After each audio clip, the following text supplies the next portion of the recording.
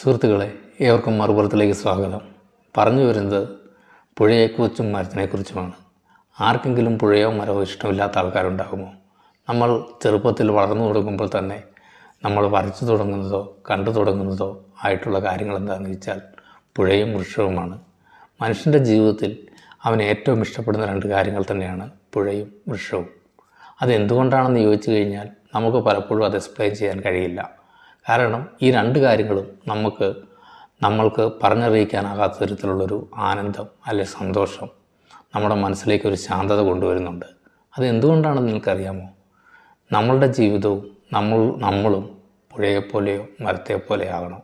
എങ്ങനെയെന്ന് വെച്ചാൽ, ഒരു പുഴ തുടങ്ങുന്നത് നിങ്ങൾക്കറിയാം, ഏതെങ്കിലും ഒരു ചെറിയ ഉറവയിൽ നിന്ന് അത് ചെറുതായി തുടങ്ങി മലയുടെ മുകളിൽ നിന്ന് താഴേക്ക് വരുംതോറും കൂടുതൽ വികാസം പ്രാപിച്ച് വളർന്ന് വലുതായി താഴെ എത്തുമ്പോൾ അത് എന്തൊക്കെ കാര്യങ്ങൾക്ക് വേണ്ടി നാം ഉപയോഗിക്കാൻ പറ്റുമെന്ന് നമുക്കറിയാം. മനുഷ്യൻ സഞ്ചരിക്കാൻ, പല പല ജീവജാലങ്ങൾക്ക് ജീവിക്കാൻ, മണലിന് വേണ്ടി, അങ്ങനെ എന്തൊക്കെയോ കാര്യങ്ങൾക്കായി നമുക്കത് ഉപയോഗിക്കാം. കാരണം ഒരു പുഴ അതിൻ്റെ ജീവിതം തുടങ്ങുന്നിടത്ത് നിന്ന് അതിൻ്റെ അവസാനം ഒരു സമുദ്രത്തിൽ എത്തിച്ചേരുമ്പോഴത്തേക്കും അത് വളരെയധികം വളർന്നിട്ടുണ്ടാകും.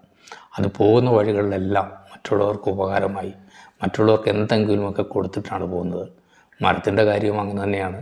അതൊരു ചെറിയ തൈയായി നമ്മളുടെ മുന്നിൽ നിന്ന് അല്ലെങ്കിൽ നമ്മൾ വെച്ച് പിടിപ്പിച്ച് അത് വളർന്ന് വന്നു കഴിയുമ്പോൾ അത് നമുക്ക് എന്തൊക്കെ തരുന്നു? തണൽ തരുന്നു, ഇലകൾ തരുന്നു, കായ്കനികൾ തരുന്നു.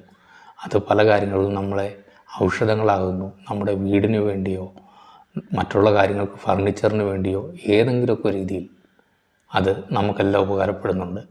അതുകൊണ്ടാണ് നമുക്കതിനെ ഇഷ്ടം. അതായത് ഏതെങ്കിലും ഒരു രീതിയിൽ, ഒന്നല്ലെങ്കിൽ മറ്റൊരു രീതിയിൽ, എന്തിനെങ്കിലുമൊക്കെ ഉപകാരപ്രദമായി, മറ്റുള്ളവർക്ക് ഉപകാരകരമായി ജീവിച്ച് മുന്നോട്ട് പോകുമ്പോൾ മാത്രമേ നമ്മുടെ ജീവിതത്തിന് അർത്ഥമുണ്ടാവുകയുള്ളൂ.